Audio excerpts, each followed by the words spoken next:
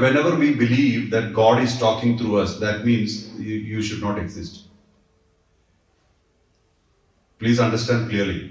If you feel that God is talking through you, then it can't be through a personality called you. It has to be completely, means you need to be an empty pot.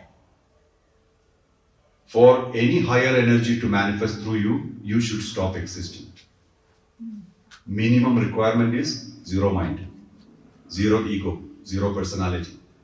You may still have a personality trait or character trait like Siddhi Sai Baba or Babaji, but again, that will be only an expression side, only from the side of expression. But if God has to work through you, you should stop exist. You cannot exist. So if something shows up and you think you're supposed to notice that and go in that direction. You get guidance, that is different. You will be guided, especially when your mind is still, you can receive guidance. Again, you are separate from the guidance. You are receiving guidance, right? You are not guidance. It will change to you become guidance. Means Mohanji has no value apart from what is happening through Mohanji. See, why does Mohanji come and sit and talk? Only if it is applicable to you, there is a value. So my relevance itself is the value I provide to the society, and that value has nothing to do with Mohanji as a personality. You know what I mean? So if you feel God talks through you, then you do not exist. You exist as a personality, and still you feel that God is talking. That is actually illusion. If you remain as a personality, intact as an egocentric personality, and you believe that God is talking through you, this is an illusion. If you are raising to the level of God, which I would say the highest frequency, then you have no existence. You don't need an existence. In the mental level, there is no talking. Mind will project talking. Mind will say that I spoke to God, etc. But mind will not understand that language. Mind is operating in a much different frequency. Mind cannot operate in the frequency of God. Almost everybody have companions. We can call them angels or guides or higher self or whatever. They communicate. They do communicate. They communicate especially when your mind is reasonably calm. If your mind is agitated and mind is constantly on the level of thoughts, then there can't be a communication. It's difficult for them to communicate because you are already not in a hearing mode. But when mind is calm, some of them communicate, even non-verbally. It can be just a thought, very powerful thought. So this is possible. People have heard my voices many times, physically heard, still hear. All those things are because the connection makes it easy for the communication, for which you should exist only in a minimal level.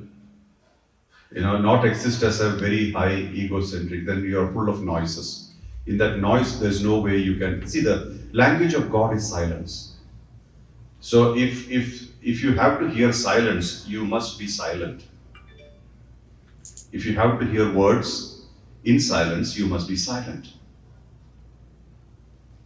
So this is the main thing.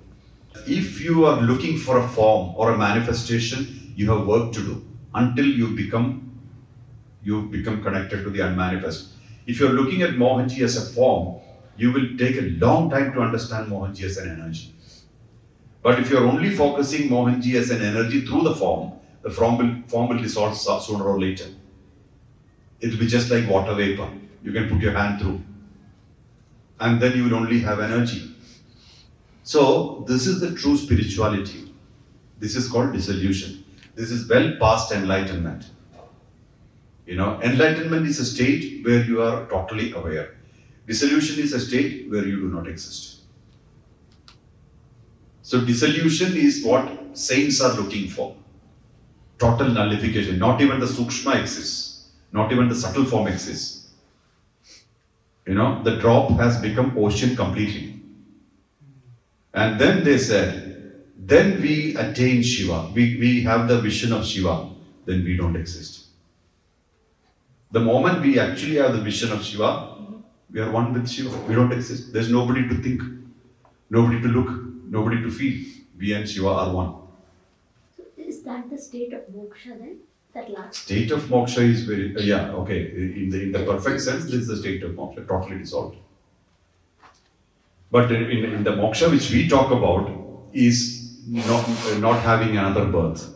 That is what we talk about as moksha, as liberation. That means we are not taking any more births. We are cutting across the birth-death cycle. That is what we call moksha. But this is the actual moksha. You dissolve your subtle also, and you do not exist at all. That is the real moksha. See, true spirituality, understand, this is all true spirituality. No, it's not beating around the bush and doing some sadhana and having some visions. Because they are all traps. Everything is a trap. One way or the other, you get trapped.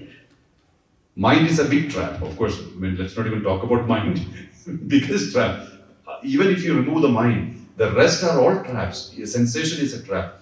A feeling is a trap. Everything is a trap. Because mind will want to repeat it. And you will get trapped in that feeling.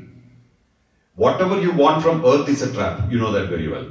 Even if you want even one safety pin, that itself is a trap. There is a desire for it. Whatever you can get from earth, you have to leave behind. So all are traps, including relationships, time and space. All are traps, because you get addicted to those places.